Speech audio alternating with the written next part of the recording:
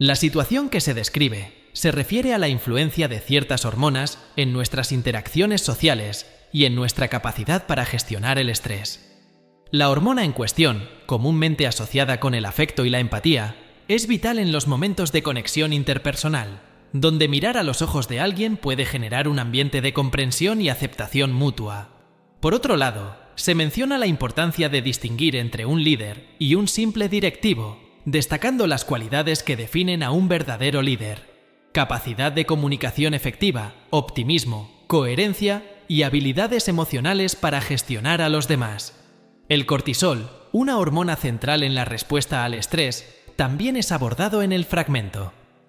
Se explica cómo el cortisol se activa en situaciones de amenaza o preocupación y su fluctuación a lo largo del día, siendo más elevado por la mañana y disminuyendo progresivamente durante la noche para favorecer el descanso.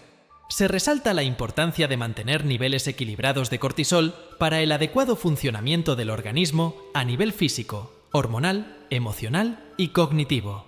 Además, se menciona el impacto del cortisol en la amígdala cerebral, explicando cómo su sobreactivación puede conducir a respuestas impulsivas y agresivas, afectando nuestra capacidad para mantener la calma y responder de manera racional ante situaciones estresantes.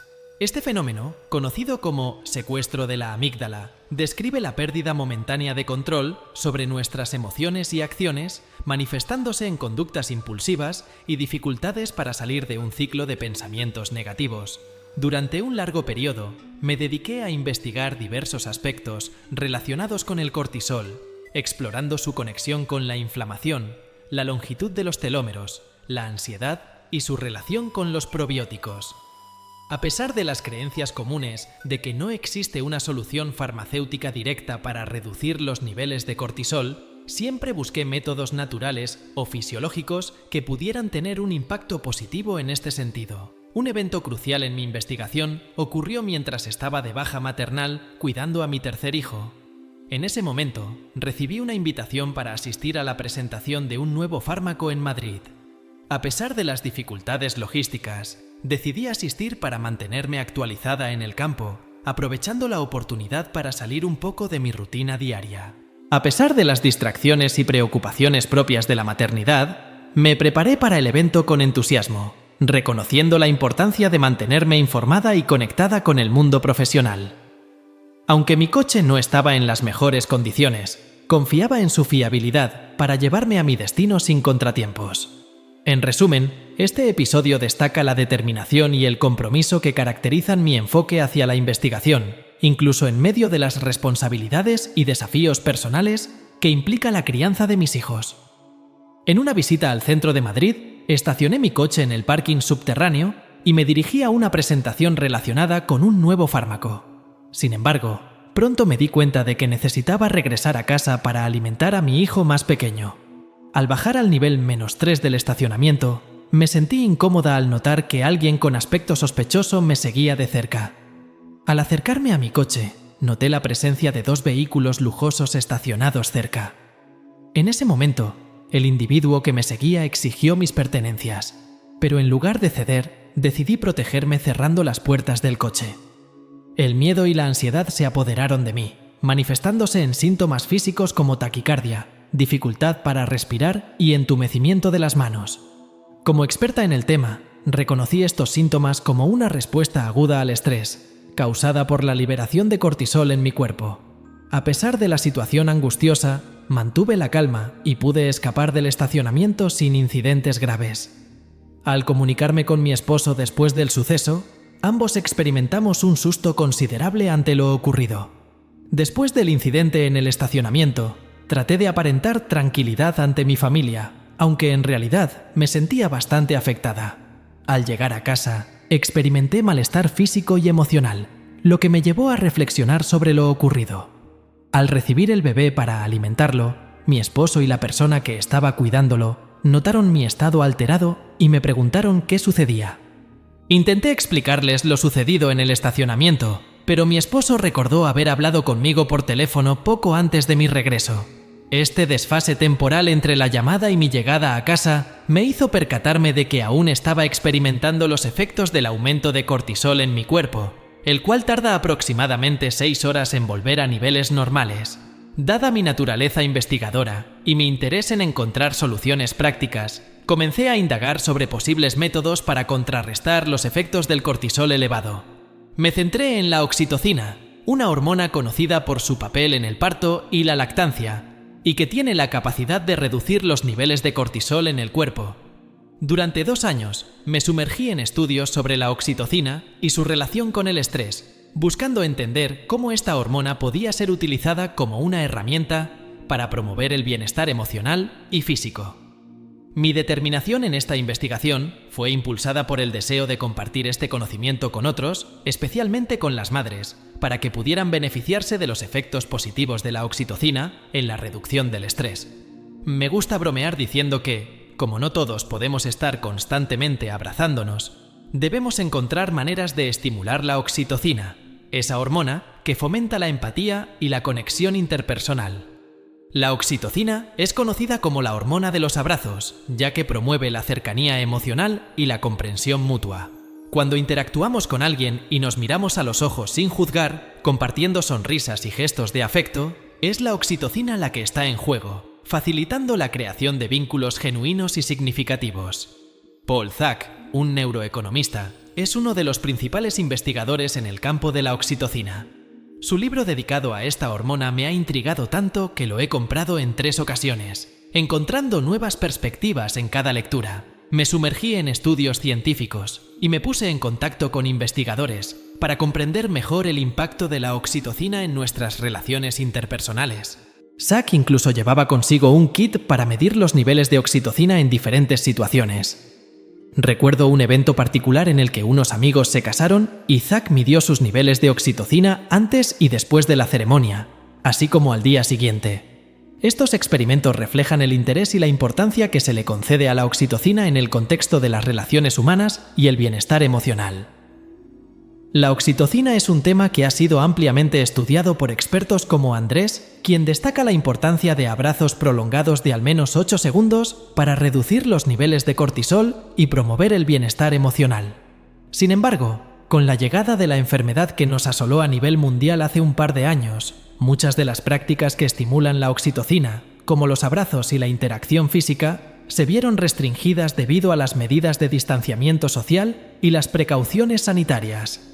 Este déficit en la estimulación de la oxitocina ha sido uno de los principales desafíos durante la pandemia, ya que el cortisol crónicamente elevado puede comprometer el sistema inmunológico. En un momento en el que necesitamos fortalecer nuestro sistema inmunitario, la falta de interacciones sociales y afectivas puede tener consecuencias negativas para la salud. La oxitocina, al contrario, tiene el potencial de potenciar el sistema inmunitario cuando se estimula adecuadamente. Por lo tanto, es crucial encontrar formas de promover la liberación de oxitocina, incluso en tiempos difíciles como estos. Es interesante destacar el esfuerzo y la dedicación necesarios para comprender y transmitir los beneficios de la oxitocina. En una entrevista, Andrés mencionó cómo su interés por la oxitocina surgió de la búsqueda de una base científica sólida para respaldar sus efectos sanadores. Este enfoque riguroso y científico es fundamental para garantizar la credibilidad y la eficacia de cualquier información relacionada con la salud y el bienestar emocional. Mi enfoque en la vida siempre ha sido el de una observadora perspicaz. Siempre he tenido la capacidad de notar los detalles y analizar lo que sucede a mi alrededor. Para mí, no se necesita una muestra significativa de eventos para reconocer un patrón o fenómeno. Basta con un solo ejemplo para llamar mi atención. Un ejemplo que ilustra este enfoque es mi observación sobre la relación entre la ansiedad y los problemas digestivos. Hace unos 8 o 9 años, comencé a notar que la mayoría de los pacientes con ansiedad también presentaban trastornos digestivos, como gastritis, hinchazón, gases, diarrea o estreñimiento. Este fenómeno me llevó a cuestionarme sobre la conexión entre el cerebro y el sistema digestivo. Aunque muchas veces las observaciones parecen no tener una explicación clara, me motivan a investigar y buscar respuestas. Por ejemplo, me sumergí en la neurociencia y descubrí la relevancia de la serotonina en este contexto. Me intrigó saber que el 90% de la serotonina que llega al cerebro proviene del intestino. lo que sugiere una estrecha relación entre la salud intestinal y el bienestar mental. Mi curiosidad y mi habilidad para detectar patrones me han llevado a explorar diversas áreas, desde la neurociencia hasta la interacción entre la mente y el cuerpo. Esta actitud observadora y analítica me ha permitido identificar conexiones significativas y buscar soluciones innovadoras en mi práctica profesional. Mi investigación sobre la conexión entre el intestino y el cerebro me llevó a descubrir un fascinante mundo de mecanismos celulares y neurotransmisores. Aprendí que el 90% de la serotonina, que influye en nuestro estado de ánimo y nuestra sensación de bienestar, proviene del intestino. Esta conexión entre la salud intestinal y el bienestar emocional me llevó a explorar más a fondo el impacto de la microbiota intestinal en nuestra salud mental. Al hablar con personas que padecían trastornos intestinales como el síndrome del intestino irritable o la enfermedad de Crohn, noté que muchas de ellas también experimentaban problemas emocionales y de ánimo. Esto me impulsó a investigar el papel de la microbiota intestinal, ese conjunto de microorganismos que habitan en nuestro intestino, en la regulación del estado de ánimo y el bienestar mental. Aunque no fui la primera en explorar esta conexión, me di cuenta de que había una brecha entre la investigación científica y su aplicación práctica en el ámbito clínico. Afortunadamente, mi interés en este tema atrajo la atención de investigadores interesados en colaborar en un estudio sobre el eje intestino-cerebro. Este encuentro marcó el inicio de una colaboración que me permitió profundizar en la investigación sobre la influencia de la microbiota intestinal en la salud mental y el bienestar emocional. A través de este trabajo conjunto, espero contribuir al desarrollo de nuevas terapias y tratamientos que aborden tanto los problemas intestinales como los trastornos emocionales de manera integral. Recibí con entusiasmo la oportunidad de participar en una investigación sobre el eje intestino-cerebro. Sin embargo, me encontré con dificultades al tratar de obtener muestras de heces de mis pacientes, un paso crucial en el estudio. A pesar de explicarles el propósito de la investigación, muchos pacientes se mostraron reacios a proporcionar la muestra, viéndolo como una solicitud inusual e incómoda. Intenté persuadir a mis pacientes, explicándoles la importancia de su participación en la investigación. Algunos consultaron con sus médicos digestivos o buscaron segundas opiniones, pero aún así, la mayoría se mostraba reticente. Solo una paciente, muy leal y comprometida con mi trabajo, accedió a proporcionar una muestra. Ante la dificultad para obtener las muestras, recurrimos a la ayuda de una amiga médico, quien pudo obtenerlas a través de sus propios canales. Esto marcó el comienzo de nuestra colaboración en la investigación, donde yo me encargaba de la parte psicológica y psiquiátrica, mientras que ella aportaba su experiencia como internista. A partir de ahí, comenzamos a explorar diversas áreas relacionadas con la inflamación y el estrés crónico, y su impacto en el cuerpo y el cerebro. Esta investigación nos ha permitido comprender mejor las complejas interacciones entre el intestino y el cerebro, y su papel en la salud mental y emocional. Durante mi estancia en Londres después de terminar la carrera, tuve la fortuna de conocer a un médico mayor que, aunque ya no veía pacientes, se dedicaba exclusivamente a la investigación. Él siempre mencionaba la conexión entre la inflamación y la depresión, lo cual despertó mi interés. Empecé a preguntarme cómo podríamos abordar esta relación y mejorar la salud mental de las personas. Fue entonces cuando surgió la idea de explorar el potencial de los probióticos, los antiinflamatorios y las dietas antiinflamatorias para reducir los niveles de inflamación en el cuerpo. Empezamos a investigar y poco a poco empezamos a ver resultados prometedores. Mejoras en el estado de ánimo, recuperación de la libido, renovada motivación para vivir y una sensación general de bienestar físico. Sin embargo, implementar estos enfoques en la práctica médica no fue tarea fácil. Muchos médicos se mostraban escépticos o simplemente encontraban el proceso demasiado complicado. Mi objetivo era promover una mayor integración en la medicina, donde la psiquiatría no fuera vista como una especialidad aparte, sino como parte integral del cuidado de la salud. Creo firmemente en la importancia de una comunicación fluida entre especialidades médicas. De esta manera, los médicos pueden colaborar de manera más efectiva para brindar un cuidado integral y personalizado a sus pacientes. Yo mismo suelo comunicarme con neurólogos u otros especialistas cuando creo que su conocimiento puede complementar mi enfoque en el tratamiento de un paciente. Me esfuerzo por fomentar una colaboración estrecha entre diferentes especialidades médicas, Cuando trato con pacientes, no dudo en comunicarme con sus médicos de otras áreas, como el gastroenterólogo o el reumatólogo, para abordar de manera integral su salud física y mental. Aunque este proceso puede ser lento, confío en que con el tiempo lograremos romper barreras y prejuicios en el campo de la medicina. Sin embargo, a veces me resulta frustrante que me sigan llamando joven psiquiatra. No creo que la edad deba ser un factor determinante en la competencia profesional. Es importante superar este estigma y reconocer que la experiencia y la habilidad no dependen de la edad. En ocasiones, reflexiono sobre la imagen de la psiquiatría en la sociedad. Creo que necesitamos mejorar nuestro marketing y comunicación para desafiar los estereotipos negativos asociados con nuestra profesión. Recuerdo mis primeras experiencias dando conferencias, cuando era bastante joven. Luego de mi experiencia en Camboya, donde trabajé para rescatar niñas de la prostitución infantil, decidí utilizar mi plataforma para hablar sobre temas como el trauma, el estrés y la salud mental. Aunque al principio algunos podrían dudar de mi capacidad debido a mi edad, siempre procuré transmitir confianza y profesionalismo en mi trabajo. Creo que lo más importante es la dedicación y el compromiso con la causa que uno defiende, más allá de las percepciones superficiales. En ciertas ocasiones, me he enfrentado a situaciones en las que mi apariencia juvenil ha sido percibida como un obstáculo para ser tomada en serio. Recuerdo una ocasión en la que me encontraba en una situación grave y necesitaba ser escuchada, pero me di cuenta de que mi aspecto juvenil podría afectar la percepción de mi autoridad en el tema. Una persona que estaba conmigo, consciente de la importancia de transmitir seriedad, sugirió que me pusiera unas arrugas para aparentar mayor edad y experiencia. La anécdota me lleva a reflexionar sobre la imagen que proyectamos y cómo puede influir en la forma en que somos percibidos por los demás. Aunque en mi caso el fútbol es una parte importante de mi vida y de mi identidad familiar, sé que algunos podrían interpretarlo como un rasgo más juvenil y menos serio. Sin embargo, más allá de las percepciones superficiales, considero que lo esencial es la pasión y el compromiso con aquello en lo que creemos. A pesar de los prejuicios o estereotipos, estoy decidida a seguir defendiendo mis ideas y contribuyendo en mi campo profesional con profesionalismo y dedicación. Mi abuelo Fabián era un apasionado del fútbol y una vez me llamó emocionado para invitarme a ver un partido entre el Madrid y el Barça en Madrid.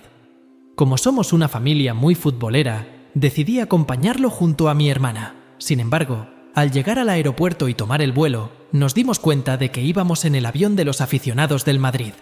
A pesar de ser seguidora del Barça, aproveché la oportunidad para entablar una conversación con Zidane, quien estaba en el avión. Aterrizamos y le pedí que, si marcaba un gol, me lo dedicara. Para mi mala suerte, efectivamente marcó, pero el Barça perdió 0-2, lo que causó un gran drama en casa. Aunque siempre he disfrutado del deporte y lo considero algo muy terapéutico, esta experiencia me hizo reflexionar sobre la pasión que despierta el fútbol y cómo puede afectar a las emociones de las personas. Desde joven, he vivido el fútbol de manera intensa, escuchando los partidos por la radio con mi padre, una tradición que todavía perdura en mi casa hoy en día. Recuerdo que cuando mis padres estaban de viaje, para recrear el ambiente hogareño en casa, solíamos poner el fútbol en la radio. Esto nos daba la sensación de que mis padres estaban cerca, ya que sabíamos que mi padre estaría escuchando el partido desde donde estuviera. Uno de esos recuerdos es del estadio Golden Las Gaunas, donde solíamos escuchar los partidos juntos. Hablando de mis padres, mencioné anteriormente a mi madre. En realidad, mi conexión con la psiquiatría tiene mucho que ver con ella. En una visita que realizó a la Bolsa de Madrid, encontró a muchas personas necesitadas de ayuda psicológica, lo que me inspiró a seguir este camino. Vengo de una familia de psiquiatras. Mi padre, un hombre excepcional, es conocido por muchos. Mi abuelo, Luis Rojas, fue un pionero en el campo de la psiquiatría, revolucionando la forma en que se abordaban los trastornos mentales en su época. En un momento en el que las personas con problemas mentales eran relegadas a hospitales, él buscó humanizar la psiquiatría y darles una atención más personalizada. Mi padre continuó este legado, llevando la psiquiatría a la calle y abordando temas como la personalidad, la pareja y el amor en diversos ámbitos públicos. Su objetivo era reducir el estigma que rodeaba a la salud mental en aquel momento. Aunque aún queda trabajo por hacer, admiro el esfuerzo que mi familia ha dedicado a este campo y estoy comprometida a seguir su ejemplo. Siempre he sentido una gran atracción por la psiquiatría, aunque inicialmente me veía siguiendo los pasos de mi madre, cuyo trabajo en la Bolsa de Barcelona me parecía fascinante. Recuerdo una anécdota en la que, siendo aún muy pequeña, mi madre me llevó a la bolsa y pidió a uno de sus colegas que me explicara qué sucedía allí. Como era de esperar, no pude contener mi curiosidad y comencé a hacer preguntas a los presentes. Incluso llegué a interpretar emociones y situaciones personales de algunas personas que estaban allí, lo que sorprendió a mi madre y a quienes me rodeaban. Otra anécdota que me viene a la mente es cuando dejé algunas pruebas médicas para mi hijo, quien tenía un partido de fútbol en su colegio. Mientras estaba ausente, me enteré de que estaba haciendo preguntas a la enfermera sobre su trabajo y su satisfacción laboral. En ese momento, me di cuenta de lo natural que era para mí conectar con las personas y entender sus emociones. La experiencia en la bolsa, junto con mi inclinación natural por entender a las personas, me llevó a fundar un proyecto pionero llamado Illusion, centrado en la felicidad organizacional. Este proyecto buscaba demostrar que las empresas no solo son entidades económicas, sino que están compuestas por personas con emociones, necesidades y aspiraciones individuales. La gestión adecuada de las emociones en las organizaciones eleva su nivel y, por ende, tiene un impacto positivo en la sociedad y en el mundo que nos rodea. Uno de los aspectos que observamos es que muchas personas llegan a la consulta cuando ya se encuentran en un estado de quiebre emocional. Esto lo noté hace mucho tiempo al comenzar a tratar pacientes. Me entristecía ver que, 2 años atrás, nadie les había advertido sobre el riesgo inminente de un colapso emocional. Creo que es fundamental promover la prevención en diferentes aspectos de la salud mental, al igual que se hace con otras enfermedades como el cáncer de mama o el cáncer de pulmón. Sin embargo, en el ámbito de la salud mental, la prevención aún es escasa. La mayoría de las personas solo acuden al psiquiatra cuando ya están en una situación muy difícil, cuando la depresión ha avanzado demasiado, cuando se encuentran en una adicción o cuando un familiar los lleva porque ya no pueden manejar su vida. Si pudiéramos integrar la prevención en diversos sectores de la sociedad, podríamos evitar que muchas personas lleguen a un punto de quiebre emocional. Entonces, reflexioné sobre la importancia de enseñar inteligencia emocional a los profesores en el ámbito educativo, tanto en las universidades como en los programas de posgrado. Sin embargo, consideré que uno de los aspectos más relevantes era el ámbito empresarial. Si logramos que las empresas inviertan un poco de dinero en lo que ahora llaman salud mental o cualquier otra área relacionada, podríamos avanzar significativamente. Fue entonces cuando surgió la idea junto a mis hermanas y un socio cercano. Nuestra propuesta para las empresas consistía en observar cómo respiraba la organización.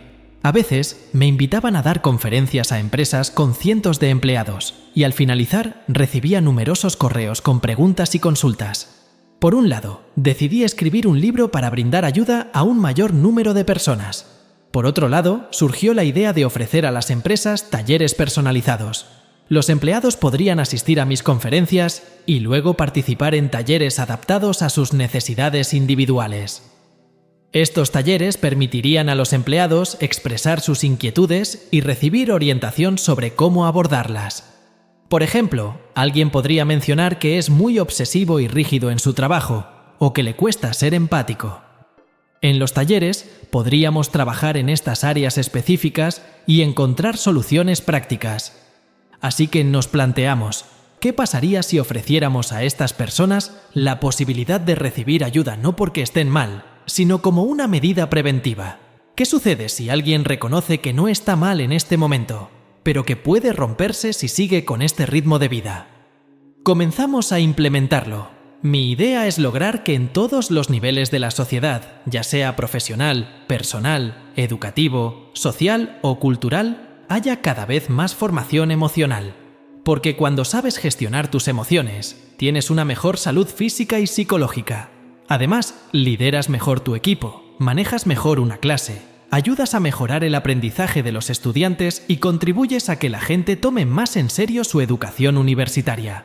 También creo que es crucial que las personas que acceden a puestos de responsabilidad tengan cierto conocimiento emocional. Para mí, un líder es alguien que tiene un mensaje claro, sabe comunicarlo, es optimista, coherente con su vida y sabe gestionar emocionalmente a las personas. Reconozco que no es fácil encontrar líderes así, pero considero que el líder del siglo XXI necesita tener estos conocimientos emocionales.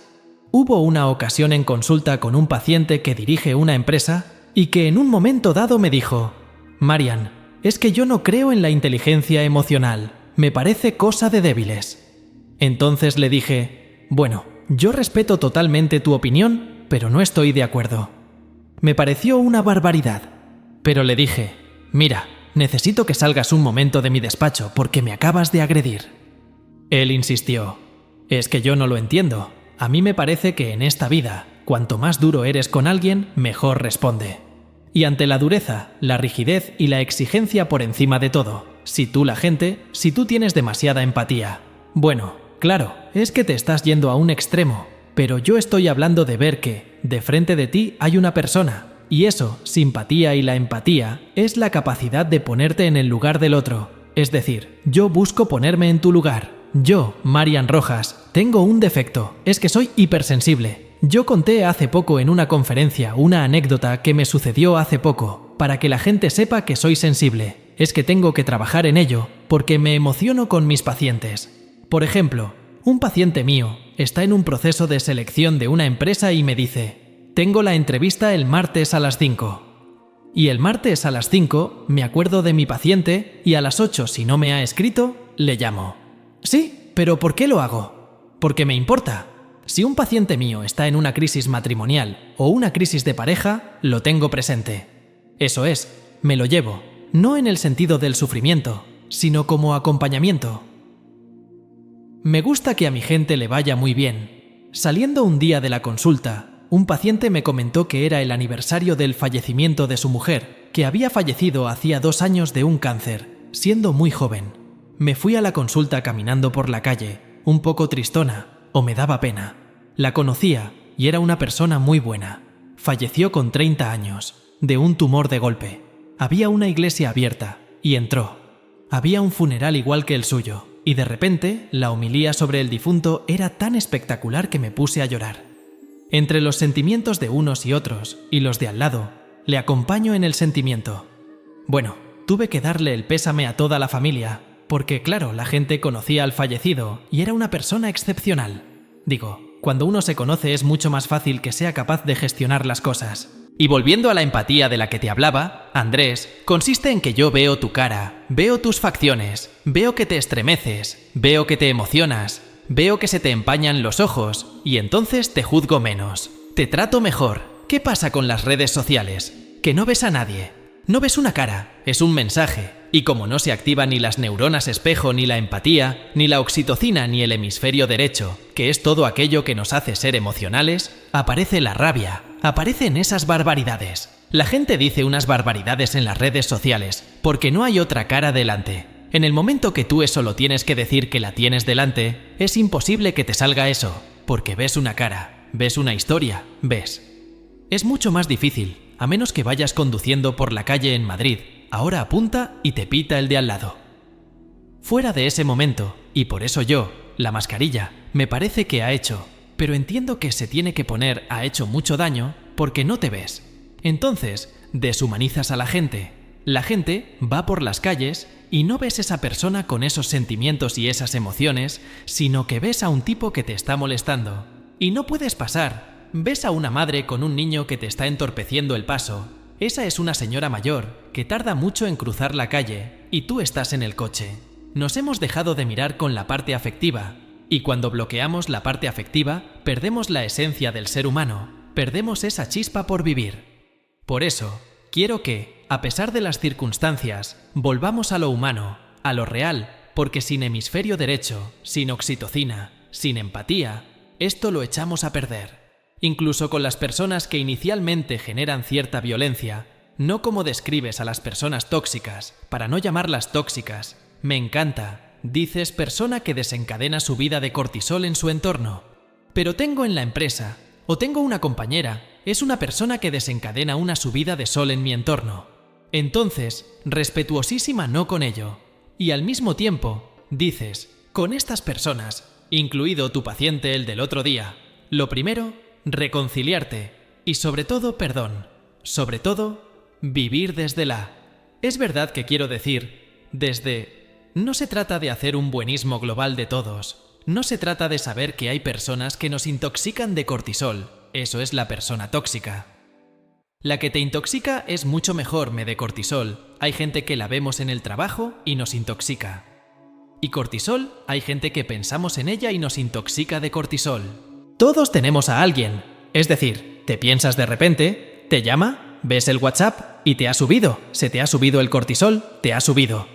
Entonces, lo sabes, pero no hay nada como tener conciencia de que esa persona tiene ese poder sobre ti. Entonces, yo siempre le digo a la gente, si os acordáis de lo que eran los telómeros, que hablaba de ello en cómo hacer que te pasen cosas buenas. Los telómeros son los capuchones de los cromosomas, y Elizabeth Blackburn descubre, y le dan el premio Nobel de Medicina. Bueno, cuando una persona se va haciendo mayor, eso es como el reloj, se va haciendo cada vez más pequeño y más pequeño y más pequeño y más pequeño. Y tú puedes medir los telómeros y decir, esta persona tiene 43 años, pero a nivel de telómeros tiene 52, pues regular, te cuidas poco, porque cuanto más pequeñitos son tus telómeros, más capacidad tienes de enfermar, de inflamarte, de tener enfermedades cardiovasculares, enfermedades neurodegenerativas. Por tanto, los genes son importantes cuidarlos, y ella lo que descubre es que una cosa que se llama la telomerasa, que es la enzima que repara el telómero. Y si lo que se dan cuenta, que a veces me parece una grandiosidad, es que hay ciertas cosas que cuando las estimulas, potencian la telomerasa, es decir, cuando yo estudié medicina, tus genes sean los que eran, y no había manera de modificarlos. Lo que se descubre en los últimos años es que ciertas cosas, ciertas actitudes o comportamientos potencian la telomerasa. Antes de despedirnos, quiero recordarte que la segunda parte de este video se subirá mañana, así que asegúrate de estar pendiente para continuar explorando juntos este fascinante tema. Y así llegamos al final de este video lleno de inspiración y sabiduría.